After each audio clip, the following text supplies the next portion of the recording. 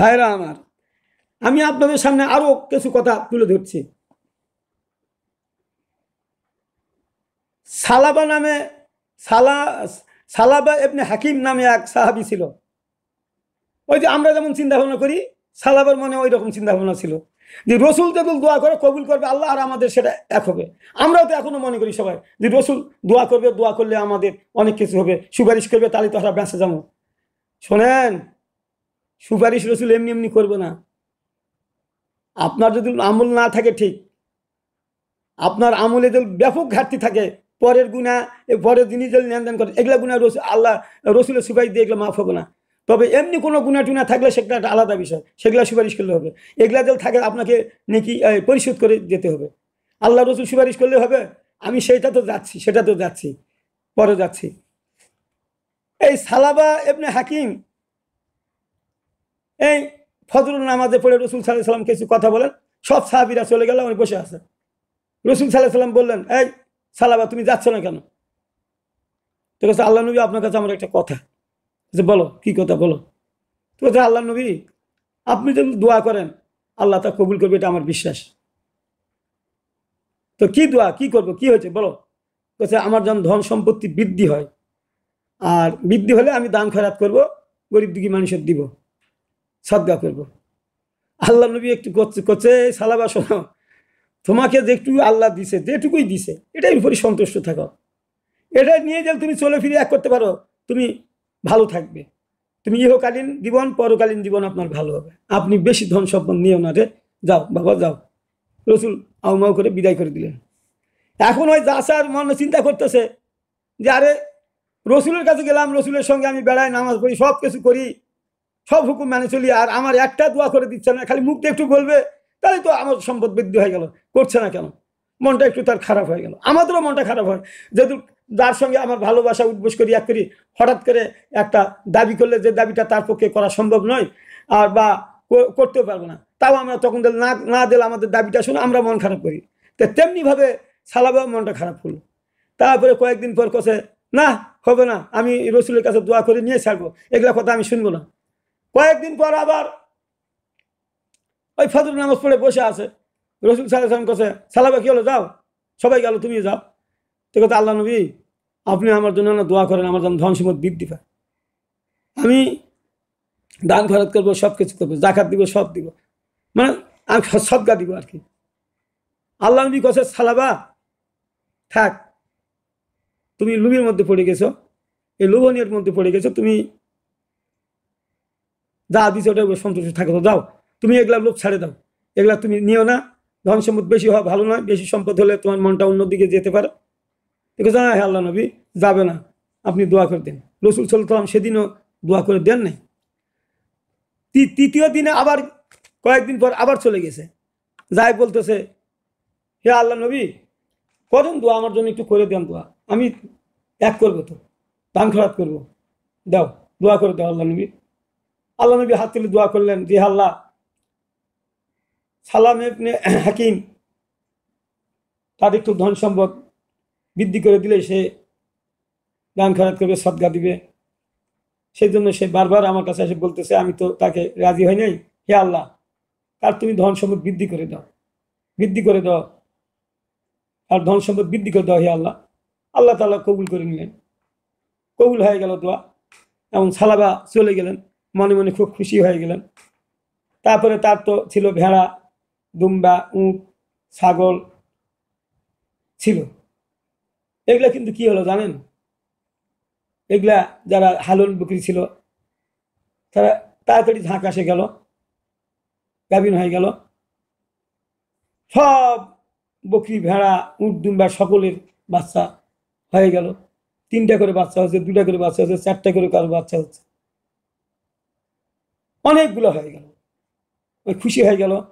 তারপর মুরুদ্দানে সে চড়ায়। তারপরে রসুল সাল্লাল্লাহু আলাইহি ওয়াসাল্লাম 1 মাস পর অথবা আরো কিছু পর অথবা আগে করছে, অন্য সাহাবীদের বলতেছে, সালাবা এখন কেমন আছে, কি অবস্থায় আছে। বলতেছে না যে আমি দোয়া করে দিচ্ছি তার এই হয়েছে, বা একটু জিজ্ঞাসা করলেন যে তার সে কি অবস্থায় আছে। হ্যাঁ আল্লাহ নবী, তো ভালো অবস্থা নিয়ে আছে, তার তো ভালোই, আমরা দেখতেছি তার উট, দুম্বা, ভেড়া ছাগল অনেক হয়েছে। রসুল একটা মুসি শুনে মনে করতেছে, রসুল তখন মনে করলেন যে আমার দোয়া আল্লাহটা কবুল করেছে, চুপচাপ থাকলো। কয়েক মাস পর দেখে যে সালাবা এই জহরের নামাজে হাজির হচ্ছে না। তে জিজ্ঞাসা করলো যে আরে সালাবা কি না জহরের নামাজ পড়ে না? তখন এক সাহাবী বললো যে আল্লাহ নবী, তার তো অনেক উঁট দুম্বা ঘোড়া ভেড়া ছাগল হয়েছে, এগুলাকে পানি পানি খাওয়াতে খাওয়াতেই সে নামাজের অভার হয়ে যায়, ওখানেই নামাজ পড়ে নেই, এই মসজিদে আসতে পারে না। রসুল সাল্লাহ সাল্লাম করছে যে তাকে আমার দোয়াটা তাহলে কবুল হয়েছে এবং তার অনেক কিছু হয়েছে। তারপরে কয়েকদিন পর, কয়েক মাস পর সালাবা জহরের নামাজ তো ছেড়ে দিল, আসর নামাজে আসে না, মগরিবের নামাজও আসে না, এশার নামাজও আসে না, ফজর নামাজেও দেখা যায় না। আল্লাহ নবী জিজ্ঞাসা করলেন কি ব্যাপার, সালাবা কোথায় গেল? কোথায়? এখানে আর তো নাই, সালাবা এই এলাকার মধ্যে নাই, অনেক দূরে চলে গেছে, সেখানেই থাকে সেখানেই খায়। বলে কেন? কসে তার হাজার হাজার দুম্বা উঁট ছাগল ভেড়া এতগুলো হয়েছে যে ওগুলা থুয়ে আর এদিকে আসতে পারে না, সে ওখানে থাকে, ওখানে নামাজ পড়ে। সূরা তওবার ৭৫-৭৬ নম্বর সালাবার শানে নাজিল হয়। তার খালি অর্থটা হলো এই যে আল্লাহর তরফ থেকে যখন জাকাত দেওয়ার যখন আয়াত নাজিল হলো, জাকাত দাও, জাকাত হে রাসূল তুমি জাকাত মানুষের কাছে আদায় করো, জাকাত নাও, আজ থেকে জাকাত ফরজ করা হলো। জাকাত হিসাব করে নয়, হিসাব করে এটা বলা হলো।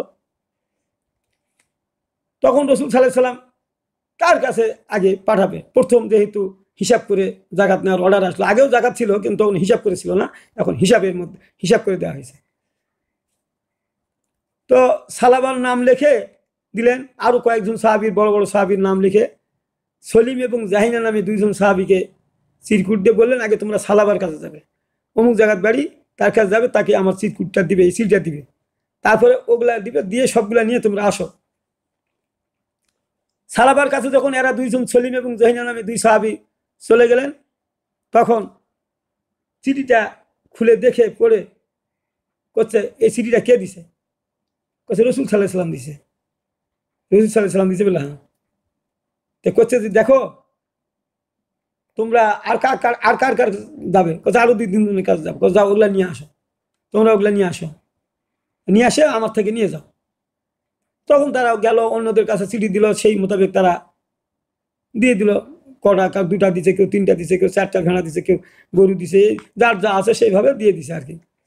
তারা নিয়ে সালাবার কাছে আসলো। সালাবা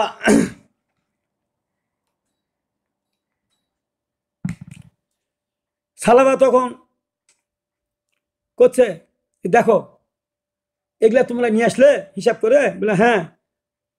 তো করছে আমার তো অনেক হবে, তা আমি রসুলের সঙ্গে যায় বসে আলোচনা করে আমি দিয়ে আসবো, তোমরা যাও। তো এরা কি করবে, এরা তো চাকর মানুষ, এরা ওইটুকু নিয়েই ফেরত যাচ্ছে। আর আল্লাহ নবী এদিকে কি করছেন জানেন? আরে কষ্ট কত দেখেন। আল্লাহ নবী কাছে আমি তো দোয়া করেছি, তার তো অনেক হয়েছে, অনেকগুলো দিবে, আর এগুলা দিলে অনেক গরিব দুঃখী মানুষের আমি সাহায্য করতে পারবো, অনেক গরিব মানুষকে দিতে পারবো। যাক, সালাবার অনেক সাহায্য আসতেছে। তারপরে দেখে যে হ্যাঁ পাল আসতেছে, কিন্তু ছোট্ট একটু পাল আসতেছে। তারপরে কে সবাই কি বলতে, দেখো তো কে ওগুলা? কোথায়? যে সলিম আর জহিনা যাই না। রসুল সাল্লাল্লাহু আলাইহি সাল্লাম তো সবাইকে বলতেছে না। তো কোথায় যে কতগুলান হবে উট ঘোড়া? একদম কোথায় খুব বেশি নয় হুজুর, অল্পই তো আসতেছে। রসুল সাল্লাল্লাহু আলাইহি সাল্লাম মনে মনে চিন্তা করলো খালি সালাবার কাছে নিয়ে আসলো না অন্যদের কাছে যায়নি এরা। যাই হোক, যখন কাছে চলে আসলো তখন সালাম কালাম হলো, হয় রসুল বললো যে এগুলা কার থেকে নিয়ে আসছো? কোথায়? এগুলা হুজুর অন্য লোকদের কাছে নিয়ে আসি, সালাবা তো আমাদের দেয় নাই, সালাবা আমাদের কিছুই দেয় নাই, বরং সে বলিছে যে আপনার সঙ্গে আসে আলোচনা করে হিসাব করে দিবে, আর আমরা এগুলা অন্য অন্যদের কাছে নিয়ে আসলাম। তখন রসুল সাল্লাল্লাহু আলাইহি সাল্লাম বললো হায় আফসোস হে সালাবা, আফসোস। তখন ৭৬ নম্বর আয়াত নাজিল হয়ে গেল, সূরা তওবা। বলা হলো যারা আল্লাহর সঙ্গে ওয়াদা করে আর ওয়াদা পূরণ করে না, ওয়াদা খেলাপ করে, এরা হলো জাহান্নামী, ক্ষতিগ্রস্ত, এরাই হলো মুনাফিক, এরাই ওয়াদা করে ওয়াদা খেলাপ করে মুনাফিক।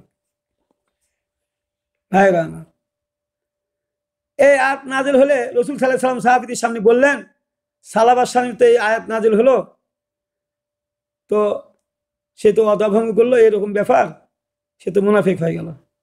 তার আত্মীয় ছিল নামাজে, দৌড় দিয়ে চলে গেল সালাবার কাছে, যাই বলছে, যে বেটা কি কাজ করছিস, রসুলের সঙ্গে কি ওয়াদা ছিল, কি করেছিস, এইরকম আয়াত নাজিল হলো, তুই জাহান্নামী, তোর উপর আল্লাহ বেজার হয়ে গেছে। তখন ওই ছটপট ছটপট করতে করতে ওই আর হিসাব পাতি কি, ওই একবারে অনেকগুলা ছাগল ভেড়া দুম্বা নিয়ে খালি হাঁকাই নিয়ে ওর কিষান টিয়ান নিয়ে চলে আসে, রসুল সাল্লাহ সাল্লামের কাছে সালাম দিচ্ছে।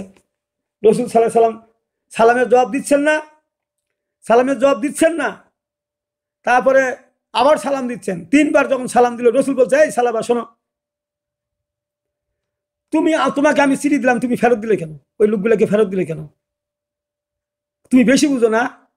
তোমাকে আমি বারবার বলি নাই যে তুমি এত ধন সম্পদ নিও না, তুমি বিপদগামী হবে, তুমি ক্ষতিগ্রস্ত হয়ে পড়বে, তোমাকে আমি বারবার বলছি, তারপরে তুমি এক করে দোয়া করে নিয়ে তুমি আবার সেই মুনাফিকি করেছো, তুমি তাদেরকে ঘুরে দিয়েছো, তোমার বিরুদ্ধে আয়াত নাযিল হয়েছে, তোমার এই সমস্ত কিছু আমি নিতে পারবো না, যাও এগুলা নিয়ে চলে যাও, আল্লাহ তোমার বিপক্ষে চলে গেছে। তারপরে ঘুরে চলে গেল কাঁদতে কাঁদতে। তারপরে গোটা রসুলের জীবদ্দশায় আর রসুল কোনোদিন তার নেই জাকাত। রসুল মরে গেলে, এই দেখেন এখানে রাজনীতির কথা আসতেছে, কিন্তু আসবেই তো, কিন্তু আপনারা তো বুঝুন না, সবাই এই বুঝলেই তো রাগ করেন। আরো কথা আছে, আমি একটা আয়াত দেখলাম আজকে, আয়াতটা বলি।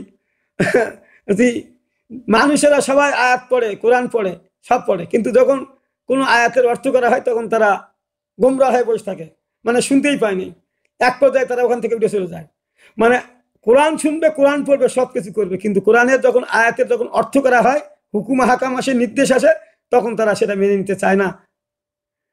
তেমনি ভাবে এখন রসুল সাল্লাল্লাহু আলাইহি সাল্লাম যখন মারা গেল, আবু বকর হলো দেশের প্রেসিডেন্ট, আমিরুল মুমিনিন হলেন আবু বকর। বলে অনেক কাহিনী, অন্যদিন বলবো, আমি যে উদ্দেশ্যে কথা বলতেছি সেটা আগে বলি।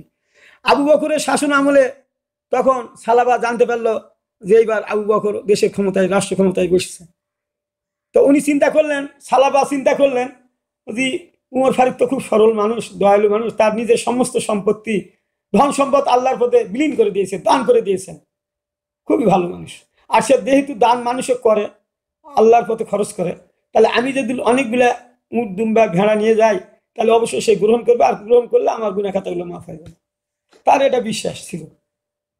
ওই নিয়ে একবারে সব নিয়ে চলে আসলো, আসে হাজির হয়ে গেল। তখন একজন দৌড়ে গিয়ে বললো আবু বকরকে, হে আমিরুল মুমিনিন, এটা তো সেই সালাবা যে রসুলদার হলো ওই জাকাত গ্রহণ করে নেই, সেই লোক তো এটা। দেখো তো এটা কি সালাবা সেই রসুলদার জাকাত গ্রহণ করে নেই সেই লোক? বলে হ্যাঁ। ও আচ্ছা আচ্ছা। তারপরে আবু বকরের কাছে যখন গেল, আবু বকর বললো, ভাই তোমার নাম সালাবা তো নাকি? বলে হ্যাঁ। বলছে রসুল তো তোমার জাকাত গ্রহণ করেননি, যে যার মাধ্যমে ইসলাম আসলো, যার মাধ্যমে শরীয়তের বিধিবিধান আসলো, সেই লোকটাই যদি না নেই, আমি তো সামান্য একটা মানুষ, আমি তোমার এই দান গ্রহণ করতে পারবো না, ভাই তুমি যাও। কাঁদতে কাঁদতে কাঁদতে কাঁদতে চলে গেল। উমরের সময় আসলো, উমরের ক্ষমতা, রাষ্ট্র ক্ষমতায় আসলো যখন আবু বকর মারা গেল, উমরের কাছে আসলো একই কথা সববারই, যে যেহেতু আল্লাহ নবী নেন নাই, আবু বকর নেন নাই, উমর বলতেছে আমিও তোমার এটা নিতে পারবো না। কাঁদতে কাঁদতে চলে গেল। শেষ কথা হলো উসমান গনি, হযরত উমর ফারুক রাদিয়াল্লাহু তাআলার মৃত্যুর পরে যখন উসমান গনি যখন রাষ্ট্র ক্ষমতায় আসলেন, তখন আবার তার ওই জাকাতের মাল নিয়ে, উট দুম্বা ভেড়া নিয়ে সব চলে আসলো, ছাগল ভেড়া। উসমান গনি ওই রকম, সবাই বললো যে হুজুর সেই সেই সালাবা এটা। কোন সালাবি? যেটা রসুলদার জাকাত নেন নাই, আবু বকর নেন নাই, উমরও নেয়নি। কি তাই? বলে সেই সেই এই লোক। বলে হ্যাঁ। ও আচ্ছা। তখন তাকে ডেকে বলল, দেখো তোমার এই সমস্ত জিনিস আমরা নিতে পারবো না, রসুল নেয় নাই, আবু বকর নেয় নাই, উমরও নেয় নাই, আর আমি তো এটা নগণ্য মানুষ, আমি তোমার এটা নিতে পারবো না। এরপরে ফেরত যায়, কত কাকুতি মিনতি কান্দাকাটি, তার অসুখ হলো, কাঁদতে কাঁদতে তার অসুখ হয়ে গেল। তার অসুখে যখন ওই চিৎকার করে, কি যে অসুখ, তার ভেড়া, ছাগল, দুম্বা, উট তার দিকে তাকায় থাকে, ঘাস খায় না। এত কষ্ট হয়ে, কত বিপদ হয়ে সালাবা দুনিয়া থেকে বিদায় নিয়েছে। ভাইরা আমার, আমি আপনাদের কাছে বুঝাতে চাচ্ছি এ কথাটা, তাহলে আমরা যে বলি এটা কিন্তু সম্ভবত এটা হাদিসটা হলো 7ম 8ম হিজরি বা তারও কিছু আগে অথবা 9ম হিজরির কিছু পূর্বে, যাই হোক যেটাই হোক এর মধ্যে হবে। আমি আপনাদের কাছে বলতে চাচ্ছি যে আমরা যে বলি সব মানুষ কোরআন পড়ো, 1 হরফে 10 নেকি, নামাজ পড়ো, রোজা করো, কোরআন পড়ো, এই করে হাফেজ আমরা হাজার হাজার বানাচ্ছি, অনেক বানাচ্ছি। এটা তো খারাপ না। আল্লাহ তো নিজেই বলছে, যে রসুল বলছে 1 হরফে 10 নেকি দিবে আল্লাহ। এটা তো সত্য, এটা তো হাদিস ভাইরা আমার। তো এই আশা করে আমরা পড়তেছি, কিন্তু আমরা এইরকম ভাবে পড়তেছি না যে আল্লাহ রসুল কিভাবে জীবন পরিচালনা করেছেন, কিভাবে কি করছেন, সেই কাজগুলোও যে আমাদের করতে হবে, এগুলোর ব্যাপারে আমরা কোনো ভ্রুক্ষেপ করছি না, বরং এগুলাকে আমরা এড়িয়ে যাচ্ছি। এবং এই কাজগুলো যারা করছে তাদেরকে আমরা ঘৃণা করছি, যারা এই কাজগুলো করার জন্য চেষ্টা করছে তাদেরকে আমরা ঘৃণা করছি। তাহলে তাহলে ওই সালাবার এত নামাজ যা কি কাজে আসলো বলেন, কি কাজে আসলো? আপনারা দিয়ে এগুলো পড়েন না, জানেন না। আলেমেরা পড়ে, ভয় বলে না। কেন বলে না জানেন? যে তারাদের তো সরকারি চাকরি বাকরি করে না, ছেলেদের হাফেজ বানাচ্ছে, এক বানাচ্ছে, সাধারণ মানুষের জাকাত ফেতরা দান খয়রাত নিয়েই তাদের মাদ্রাসাগুলো চলে। এখন যেহেতু সুদ ঘুষের ব্যাপারে কিছু বলে, জাকাতের ব্যাপারে কিছু বলে, তাহলে ওই লোকগুলা তাদেরকে আর জাকাত এগুলা দিবে না, তাদের একটা সমস্যার মধ্যে পড়বে, বিপদের মধ্যে পড়বে, এই ভয় আর তারা বলে না। তাদের আমি দোষ দিচ্ছি না, এটা আমাদের দেশের এক অবস্থা, যার ফলে তাদের তো এটা ভয় করে, তাদের এদিকে খাওয়ার স্বল্প তাদের তো আছে, ভয় করে বলে না। ভাইয়েরা আমার, এই কারণেই তাহলে তো কিছু লোক তো বাড়াতে হবে, কিছু লোক তো বের হতে হবে, এই আইনগুলো আনা। এই আইনগুলো আসলে কি হবে জানেন? যখন ইসলামী রাষ্ট্র ক্ষমতায় যাবে তখন কি হবে জানেন? এই সমস্ত মাদ্রাসা, এই সমস্ত একগুলোকে সম্পূর্ণ সরকার পরিচালনা করবে। আর জাকাত উসুর এগুলা সব সরকারি ফান্ডে ব্যয় হবে, ওখান থেকে যেখানে যেটা ব্যয় করা দরকার সেটা সরকার করবে। আর সকল মানুষের রিজিকের ফায়সালা হয়ে যাবে, সকল মানুষ সুখে শান্তিতে থাকবে। তো যাক, আমি ওদিকে যাচ্ছি না, আমি এই কথা বলে আরো একটু দিকে যাচ্ছি। আচ্ছা, এই দি ওয়ারিশকে যদি কেউ ঠকায়, 4র্থ হিজরিতে যখন ওয়ারিশি আইন পাশ হয়ে গেল, সেখানে বলা হলো যদি কেউ যদি কোনো ওয়ারিশকে ঠকিয়ে দেয়, আল্লাহ তাকে কিয়ামতের ময়দানে জান্নাতের ওয়ারিশ থেকে ঠকিয়ে দিবেন। তাহলে এরপর থেকে রসুল সাল্লাল্লাহু আলাইহি ওয়াসাল্লাম সকলকে ডাকে ডাকে, সাহাবীদের মাধ্যমে ডাকে ডাকে বলে দিল যে এখন থেকে তোমরা সূরা নিসার 11, 12, 13, 14 নম্বর আয়াত দেখো কিভাবে বন্টন নীতি করে দিতে, এইভাবে তোমরা বন্টন করো। তখন কিছু সাহাবী চিন্তার মধ্যে পড়ে গেল যে আমরা তো জমি তো ভাগ করেছি, তো যাকে জিঙ্কা দিছি তাকে দিছি, সেই ভাবে করেছি, নিজের খেয়াল খুশি অনুসারে ভাগ করে দিছি ছেলে পেয়েদের, আমাদের কি হবে? তখন তারা আসে রসুলের কাছে বললো, হে আল্লাহ নবী, তাহলে আমাদের কি হবে? আমরা তো এইভাবে বন্টন করছি, কম বেশি তো হয়েছে, অনেক কিছু, আমরা তো নিয়ম মানি না আর জানি না। তো দেখেন এইখানে, দেখেন এই কথাটা থেকে আপনাদের বুঝতে হবে ভাইরা, বুঝতে হবে রসুল কি বললেন দেখেছেন? এখন থেকে আর এখন থেকে আর ওই রকম নিজের খেয়াল খুশি অনুসরণ করে বন্টন করা যাবে না। এখন থেকে 4র্থ হিজরি মুহররম মাস থেকে কি হবে? এই আয়াত নাযিলের পর থেকে এই নিয়মে আপনাদের বন্টন করতে হবে। এর বাইরে কিছু করলে এই হাদিসটা পড়বে তোমাদের, কোনো ওয়ারিশকে ঠকানো যাবে না, করলে তোমাদের শাস্তি হবে। এখন আমি এই হাদিস দ্বারাও আমি আপনাদের কাছে বুঝাতে চাচ্ছি যে তাহলে আমরা যখন রমজান মাস আসে তখন আমরা বলি সব গুনাহ মাফ হয়ে যাবে। নামাজিদের মধ্যে রমজান মাসে তো সব মানুষই নামাজ মসজিদে পড়ে যায়, কত কেস হয়ে গিয়েছে দুনিয়ার, দিনাজপুরে কত কেস এই জমাজমি সংক্রান্ত বিষয়ে। তাহলে তো ঠিক হলে তো একটা হবে, এই যে কেস হচ্ছে তাহলে তো কেউ অন্যায় করছে, কেউ ন্যায় পথে আছে, তো করতেছে তো। তাহলে ওয়ারিশিও তো আমরা ঠকাই দিচ্ছি, জাল দিয়ে করে হোক, কিছু করে হোক, অন্যায় করে হোক, আমরা তো করছি। তাহলে এই গুনাহগুলা কি মাফ হবে? মাফ হবে এগুলো গুনাহ? ওই দেনার দিয়ে শোধ করতে হবে, পরিশোধ করতে হবে, নেকি দিয়ে শোধ করতে হবে, দেনার দিয়ে শোধ হবে না, নেকি দিয়ে শোধ। তাহলে নেকি দিয়ে যদি আপনি শোধ করবার যান, তাহলে কি জান্নাতে যেতে পারবেন? তাহলে কি ওই ব্যক্তিগুলা কি নামাজ রোজা করতো না? করতো। নামাজ রোজা করতো, সব কিছু করতো, তারপরে নামাজ রোজা তাকে জান্নাতে নিয়ে যেতে পারছে না, কারণ এই আইনগুলো পরে আসে, পেশ হয় পরে। আর যেহেতু রসুল সাল্লাহ সাল্লামের ঘটনাটা হলো দ্বিতীয় হিজরিতে, যখন কোনো আইনই পাশ হয়নি, তখন প্রথম হিজরিতে যখন নামাজ ফরজ হয়ে গেল, তখন বললেন যে নামাজের আমল ঠিক হয়, সব আমল ঠিক হবে, রোজা করলে সব গুনাহ মাফ হয়ে যাবে, তখন বলেছেন। পরবর্তীতে তার বলেন নাই, পরবর্তীতে এইগুলা কাজ করার জন্য গুরুত্ব আরোপ করেছেন, বরং হুঁশিয়ার করে দিয়েছেন।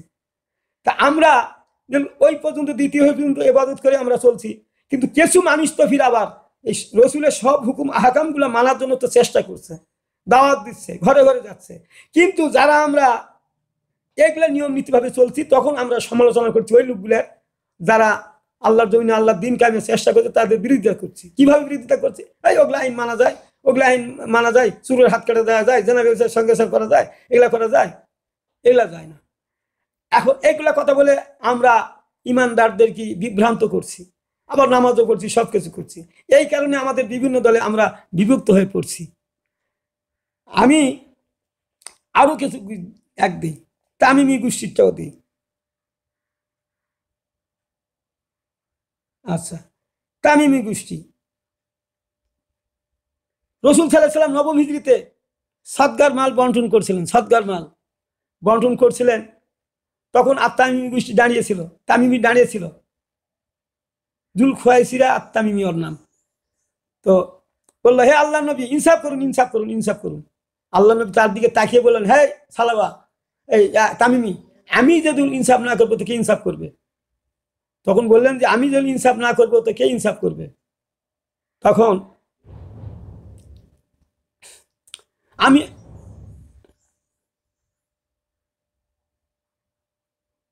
এখন আর হচ্ছে না।